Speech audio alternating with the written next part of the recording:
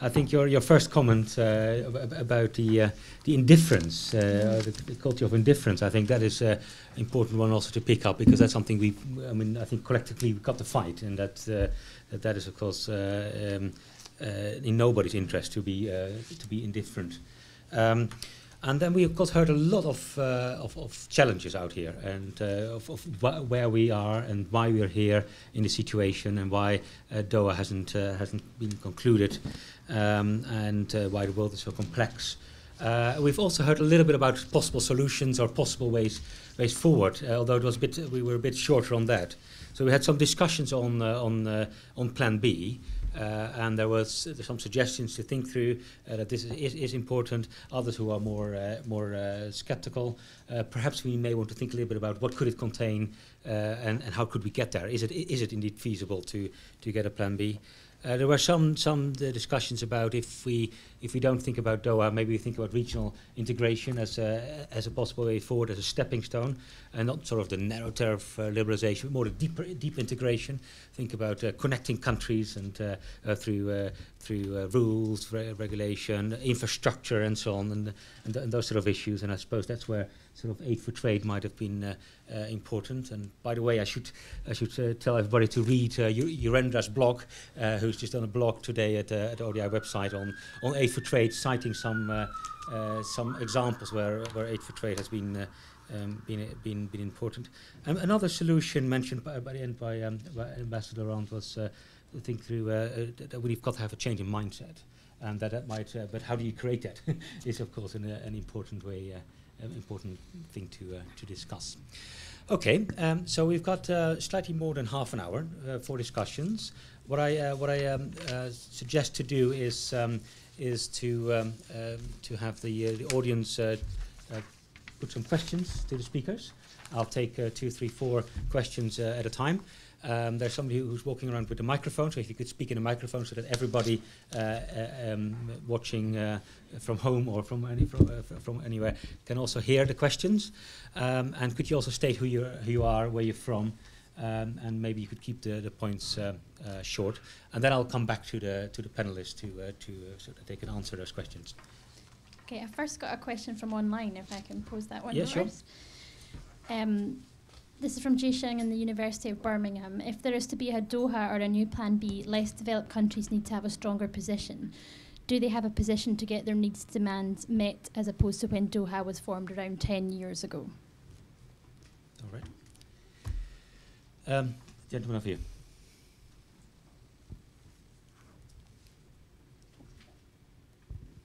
Matthew Cadbury from UN Women. Guy mentioned that the old argument in favour of trade deals was employment, but no one had come up with a new argument. And I wonder why it is that we cannot seem to break away from mercantilism, and we cannot make the simple argument that it's in a country's own interests to actually liberalise its own trade. I mean, how hard's that? Very good point.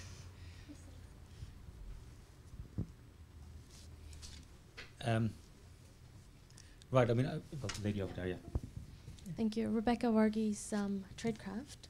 I have 2 questions for the panel. My first question is going away from Plan B, just focusing on the LDC only package, what the panel thinks about that, of the likelihood for that to happen. And my second question would be on FTAs, whether the panel could expand a bit more on their opinions on how it seems like trade liberalization now is taking place much more under FTAs. I think Sheila Page mentioned that actually it's not that relevant, and I was just wondering whether the panel can just expand a bit more what their thoughts are and why it's not that relevant, because to me, from my perspective, it looks like that's actually where all of the important trade things are happening. Thank you. Okay, lady over here. Hello, my name is Ruth Kelly, and I'm working with Oxfam on our new campaign around food security. And so I have 2 questions. One, you talked a little bit about kind of the role of the G20 in pushing forward a trade agenda as well. And I'm wondering, particularly looking at how the G20 is or is not discussing the issue of export restrictions, what potential is there for the G20 to kind of initiate something and push it through the WTO or push it through in other multilateral fora, and so to forward kind of trade liberalisation agenda that way.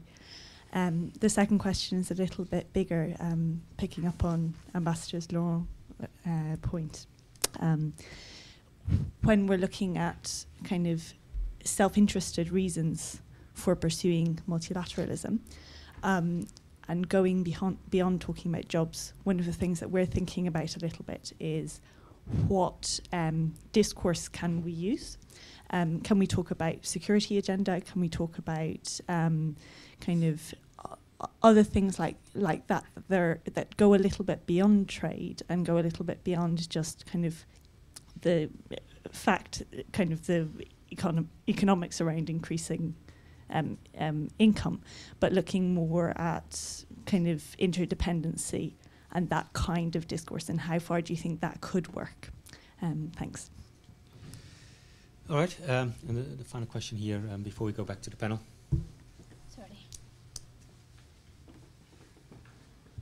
Sorry, Toby Quantrill from the Fair Trade Foundation.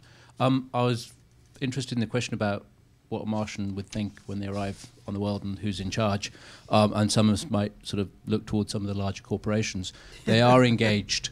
They are engaged in the WTO. I'm interested to know what does their self-interest look like in this? In the Doha round. In the Doha round and maybe the broader WTO. Very good. Okay, I think we should go to the panel. So we've got some general questions and more specific questions about Plan B and so on. Maybe we should. We start at that end. Would you like to start first, Ambassador Ron? So we do the reverse order. I think there was a question on Plan B. I'm not sure that. I think it was something. Do developing countries have a Plan B? Or what was the interest? Yeah, what do you think about Plan B? Is there a likelihood that the package for LDCs? Okay, no, that was a later one. Yeah. But yes, that one I prefer to answer. I think, and here this is really again. Let me mention I'm really speaking in my private capacity. I think the LDC package is really not very significant in reality, even for the LDCs themselves. And the danger of adopting such a minimal set of concessions to the LDCs would mean that countries could now say, you know, we have done the good thing, we're now good, we've taken care of development. Because the essential elements of the LDC package are duty-free, quota-free, and the main market where that applies is the United States. LDCs already have a considerable amount of liberalized access to the US market. There might now be an extension to a few other items. If one were to actually quantify the trade value of this, I think it would be minimal. The other is cotton. I have always, and some persons always have had concern as to whom the real beneficiaries of further liberalization there would be. The other, one of the other questions, I want to leave some for the panelists. The G20, my understanding is that it has not often taken a very proactive position on trade, because I guess within the grouping itself, they are the big players with very divergent interests. So I wouldn't want I wouldn't expect too much from them, and even if they were to come up with something, I would doubt very much that this would be something that would be reflective of the interests of developing countries per se, because to a certain extent the G20 is now the club of those who are up there, even if they are some of the emerging economies as members. They no longer could, for all practical purposes, be considered genuine developing countries. which is a good thing, of course. I don't have a. I must say, I'm not. I think that we need to find another set of bases for advocating multilateralism. I believe ultimately what will convince countries is a recognition that it is in their own self-interest. I've always believed that a country ultimately does what is in its interest. It is not altruism, charity, or otherwise. I would believe that maybe academics might help a bit by doing some more research. That's one. Unfortunately, I do not have I don't have concrete suggestions. But as I say, an appreciation that it is in a country's enlightened self-interest to adopt that route. And I fully agree with you that mercantilism is not in the country in countries' interest. But then you ask yourself, why should countries know better? The U.S., the EC, etc. Why do they pursue this? Thanks. Okay, thank you. Ashia. Thank you. I think on the first question of a position for developing countries in the round, I think this is developing countries as such don't have a position in the round. Each developing country, like each developed country, has a position in the round. On any particular topic, you can find alliances of countries which are for or against that particular settlement. But what I think was starting to emerge before this round and has become extremely obvious during this round is that developing countries, like everyone else, have a variety of different interests according to where they are, what they export, what they import, how advanced they are, who they trade with, etc., etc. So I think everyone has learned a lot. I mean, we talk about 10 years of the round.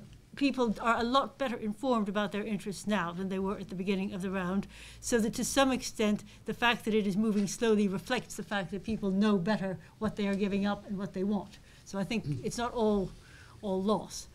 So no, there isn't a developing country position, but I think each country knows its position better.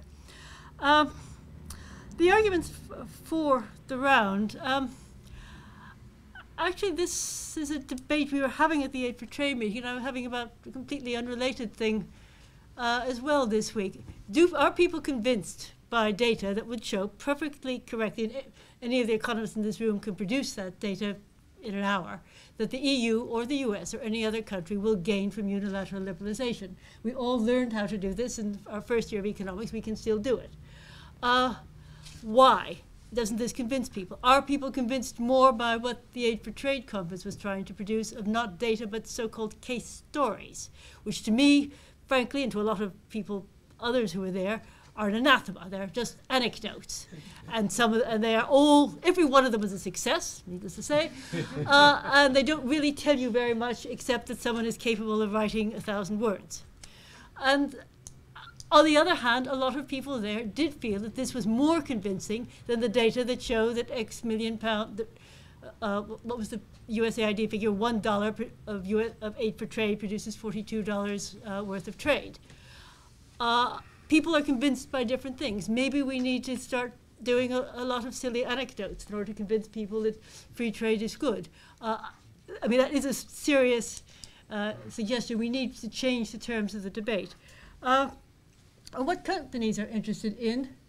Well, they're not terribly interested in a round which doesn't do much, well, even for LDCs, if we're to believe Ambassador Lard, and certainly doesn't do anything for anyone else. So what's been striking for the last 5 years is that companies simply have not been in the slightest been interested in what's been happening in the round. They've been very interested in what the disputes procedure has decided on anti-dumping and on subsidies and on things like that.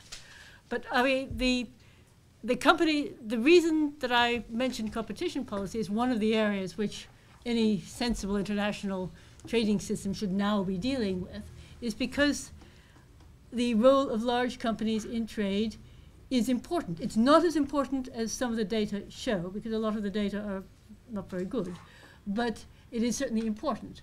And I think that somehow managing to bring that into the fact that there are actors other than just countries in the trading system is important. I don't think it's new. I mean, the act in the US that allowed the maquiladoras to set up in Mexico was in 1966. We've had several successful trade rounds since then. And on the whole, people do still identify with the companies, whether even if the companies happen to be producing in Nuevo Laredo instead of in the US. So I don't think that the interests of the US in protecting US companies or Europe in protecting European companies have changed. So I don't think that dynamic has changed. But I think that we do need to deal with the competition elements, the pricing elements, the way in which trade is more or less flexible because you've got large companies in. And I think that's a bit of a neglected area. All right, thank you. So we already heard a change in mindset and a change in the terms of the debate towards something more, maybe more positive. Guy, thank you. Well, taking this mercantilist question, I have to say to Ambassador Hall, if you're going to wait for the WTO to stop being a mercantilist organization, you're going to wait a very long time, because that is what the WTO is, just as the GATT was. It's the only way they can negotiate. It has to be mercantilist. These things have to be justified to often very resistant domestic audiences, many of whom are extremely powerful. And the whole art of the game, let's not forget, it's not just the negotiations in Geneva, which actually are the least important part. The negotiations that matter in trade are with your own domestic constituency. The stuff in Geneva is a sideshow. You have to go back and you have to find a way of getting a balance of those forces that want liberalisation and progress that's sufficient to deal with those people who are standing out against it. You asked, why don't we do it just for its own sake? Well, lots of people do, or have done. China being the outstanding example. Look at all the developing countries that are liberalised unilaterally. Look at the EU single market programme. There was some hesitation at the beginning and some nonsense talked about reciprocity, but that never amounted to anything. That was an act of total unilateral. There has been lots of unilateral liberalisation. What worries me, as I said in my final point there, is that I just don't see this great impulse any longer to push forward with it for its own sake. You see it here and there, but you don't see it in the larger economies. Look at Japan, for heaven's sake. We've been, I've been waiting for 25 years for Japan to liberalise unilaterally. It's not going to happen.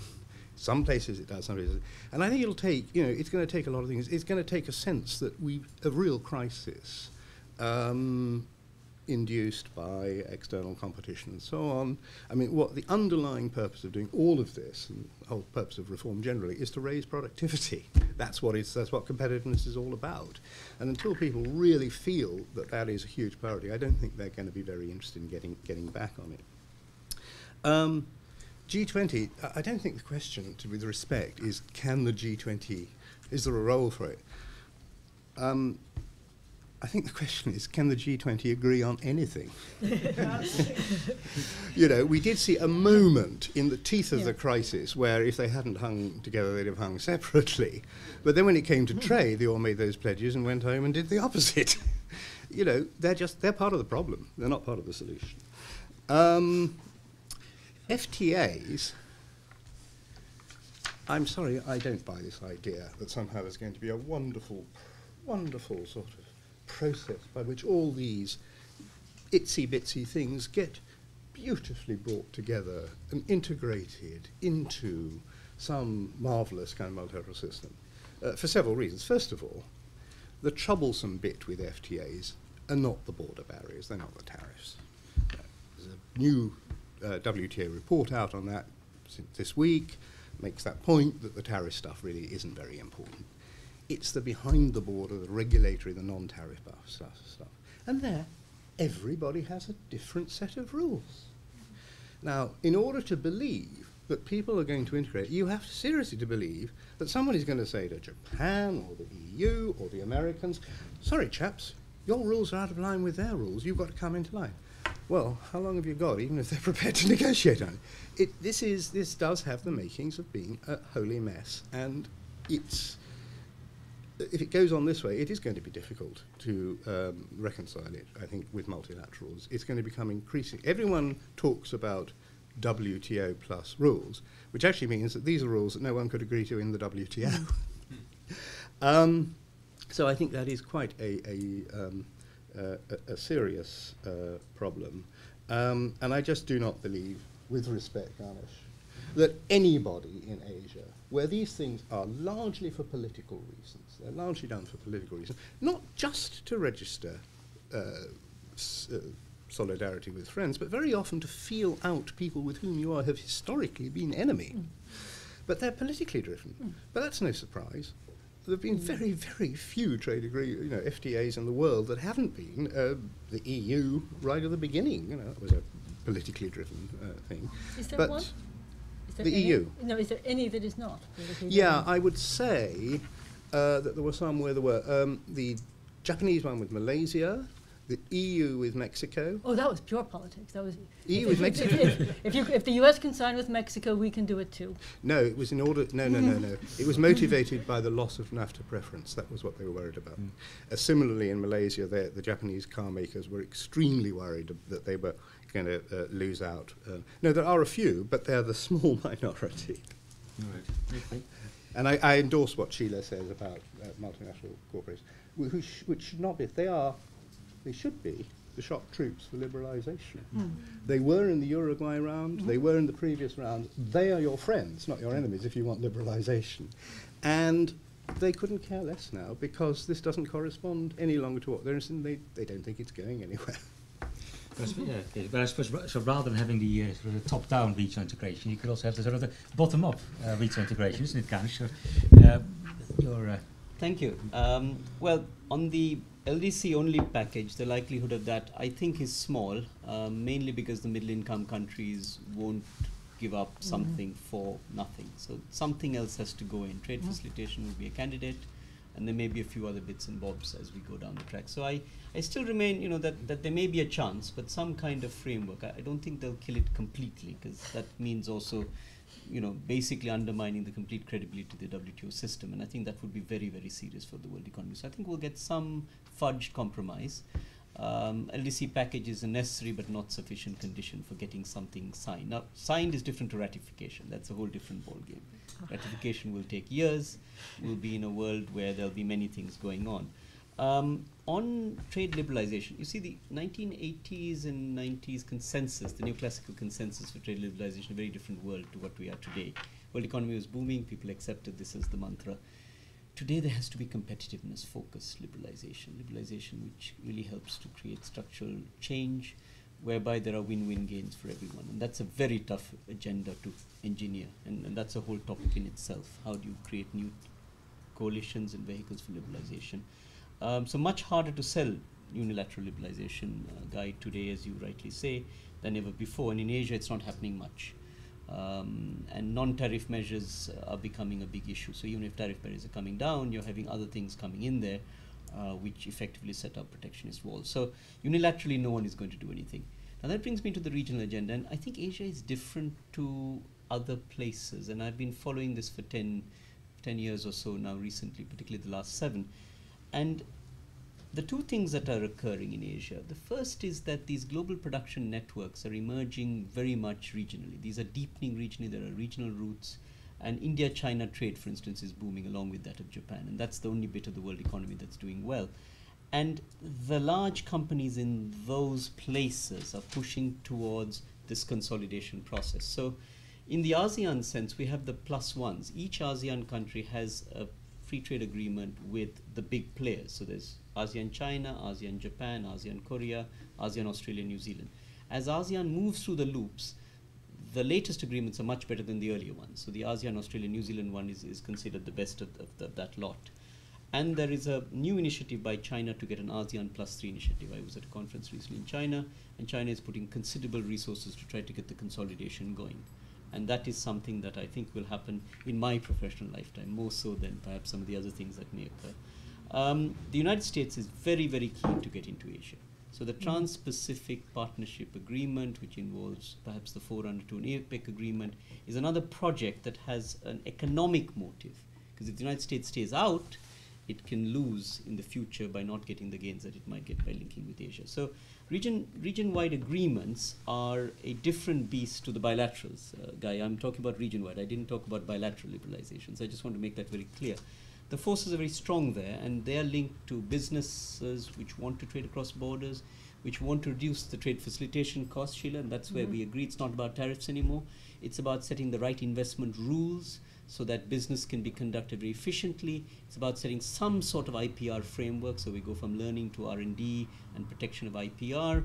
It's about some sort of competition policy in some sense, so these large companies don't become pure monopolies or natural monopolies.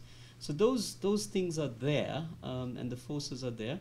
And governments realize that, the Doha process has its own merit. And the thing about the Trans-Pacific Agreement, or at least the promise of that, it's supposed to be a high-quality 20th century agreement and so on. That's the rhetoric. The reality could be a bit less, but it will do things that Doha can't do. So I see, in summary, these two processes as complementary. Doha does some things which can't be done elsewhere. Agriculture, for instance, or something that succeeds Doha will do that. There will be some greater sense of the LDCs and other bits and bobs that Doha can do. The region-wide agreements can do things well beyond whatever the multilateral system can do, if done well. So the future of the world is really what we call variable geometry. It's a multipolar, multi-track world. I hate these words, but this is the reality, where you will have something going on in Geneva, but the conversation in Geneva is not what will influence trade in the world, unfortunately. There'll be this conversation in Asia which takes place within itself, and the United States very, very keen to be part of that project, and that is what will drive the thing. And that will be after the next presidential election. We will begin to see some great changes. I'll stop there. All right. Well, that's very good. So I think the thinking about feasible solutions is important, because we've all explained well, I think, why we are where we are, and of course we can have the view that say, well, actually the WTO has been effective. It's actually done its job, and it's going well. But of course you could also say, well, if there isn't continued discussions, aren't we sort of in a turnaround where there is more protectionism around the corner? The EU GSP, which is becoming more protectionist, some other freeing up agriculture, which isn't happening. All sorts of areas, I think, that are in danger of backsliding. So I suppose if there are still there's still 10 minutes time for maybe some quick points, and I hope we can think about sort of some possible, feasible, positive solutions to from where we are. So the gentleman over here. Nick Hopkinson. Ganeshan mentioned that the fudge has to be credible, but increasingly the problem is that the round which keeps on going on is making the WTO itself less credible. I mean, there are some reasons, of course, that why some believe that the round may be less relevant. Guy mentioned the issue of multinational supply chains. There's been limited business interest in the round. People are going on about currency fluctuations, obviating the benefit of tariff reductions. The panel mentioned the issues of new issues taking greater, superseding perhaps the relevance of some of the old issues that are being negotiated. I'm just wondering, it sort of reminds me that one's in a situation perhaps akin to Vietnam, when Senator McIntyre declared that we should declare victory in Vietnam and withdraw the troops. Is there a similar situation for the WTO and the go-around? Right. So the lady here, in front of you. Yeah. Just a very quick comment. In this very complex system, where so many factors are related to each other, not individually, but multiply, if we have a concept map in front of us, all the time we are talking about this, we won't forget about, if we are talking about one thing, we won't forget about the other factors. I am exceedingly concerned about this because I was a teacher, first of all, and then I I am very much affected by the ineffectiveness of all this system, the pernicious effects of not looking at the whole system. Okay, thank you. The gentleman over there. And then we go there. David McNair from Christian Aid. We've heard a lot about the world becoming a more multipolar place, the diffusion of power and so on, the increasing role of multinational companies, the FDI and so on. And I was really interested in this point that Guy made about countries' interest no longer coinciding with the host company interest. And given that this diffusion of power is occurring, where multinationals are gaining more power, where potentially NGOs are gaining more power, through the kind of NGO networks which are increasingly coordinated and so on, is there a role for civil society in putting pressure on those businesses, given that they care about reputational risk? Countries clearly care about their domestic constituencies. What is the role for civil society in pushing this agenda in a multipolar context? Okay. Very good. Then there are 2 questions here. So 2 quick points, please.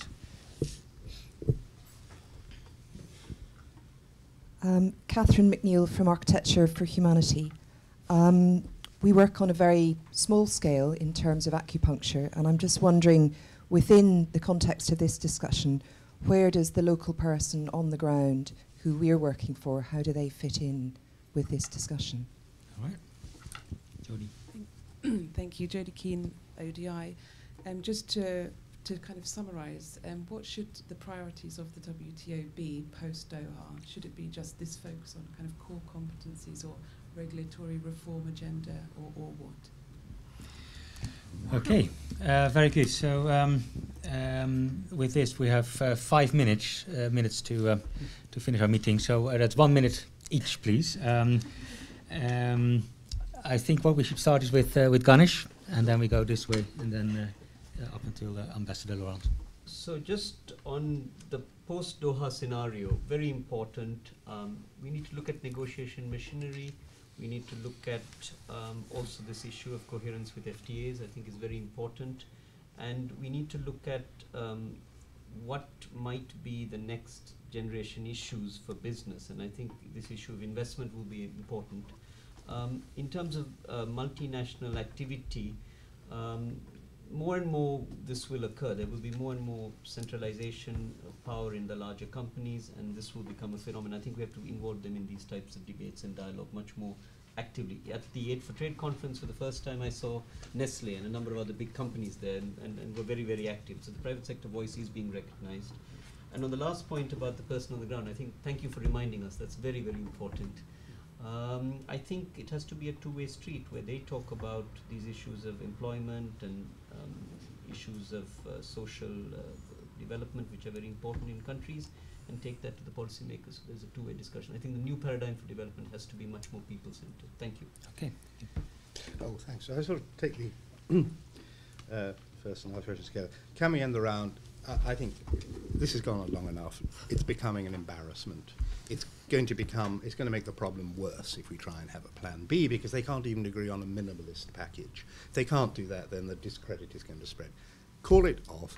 There's plenty of whats we would like to do, but there's no point in talking about whats unless you're ready to talk about hows. And my feeling is that people have not yet begun to think about the hows. And by the hows, I don't mean, do we have a single undertaking or not? I mean, what do we think this organization is for? What are the common interests between the major players in it? And they're the ones that really, will make it or not. And if the US, China, and the EU got behind something, it would be quite hard to stop this becoming an important thing. So, but I think a lengthy period of reflection. Let's not negotiate for a while. Let's think whether we think the WTO matters. If so, why? And let's do some just basic talking among ourselves or among themselves. Role of civil society. So I would have thought that, in one sense, the multipolar world has an even greater role in that, civil societies have performed quite a function in keeping multinational companies honest in remote parts of the world, and holding them up to name and shame if they transgressed. And I would have thought that the more widespread these things become, the more important. But I do wish you'd pour a little more light on local companies, because in my experience, the really the really bad sinners are not the multinationals. They are the local companies. They are the worst exploiters of labour. They are the people who break all the rules. Why not shine a light on them instead of always going for the very... I'm not saying multinationals are perfect, I hold a brief for them, but, you know, it's getting a bit predictable. It's a multinational, let's go for it. Let's see something being done on some really nasty companies that one can think about in China or India or else. There are people who engage in big-time bribery. You know, I think we need to do the whole thing. How does the local person fit in? Gosh, that's a big question. I wish I had an easy answer. I think that don't expose them to the WTO, because unless they suffer from acute insomnia. And finally, may I just offer one very, very quick positive proposal that will never get adopted. The only real liberalisation that has ever taken place in the WTO is as a result of the accessions process. Therefore, let each member resign in turn, negotiate rejoining the organisation. Very good, very good. All right, Sheila. An excellent idea. Declare victory. Yes, of course. This is what people said should have been done in July 2006, when it was very nearly possible, 2008. What really worries me is that there do seem to be still one or two people, I don't even think it's countries, who want a tangible piece of paper and who aren't unfortunately going to be satisfied, as I would be, with Ganesh's piece of fudge. And I think somehow we have to make it clear that a piece of paper is all you're going to get, and that's fine. On the what the WTO should do and the local, I think, come together. I mean, we've all said, and it's always a cliche, but it remains true, that rules and international rules are most important for small people. The multinationals, yes, would like all sorts of things in the international system, but they can find a way around if they don't. They've got whole departments dealing with cross-border issues. Small companies, small people trading, small people depending on trades, individuals moving across borders don't have whole companies to deal with all of this. This is where the WTO should be really concentrating on the simplification and, well, even first the transparency of regulation, and then the simplification of regulation. If they can do that successfully, they will actually be doing a lot more for their principal unrepresented constituency than they're doing now. Thank you.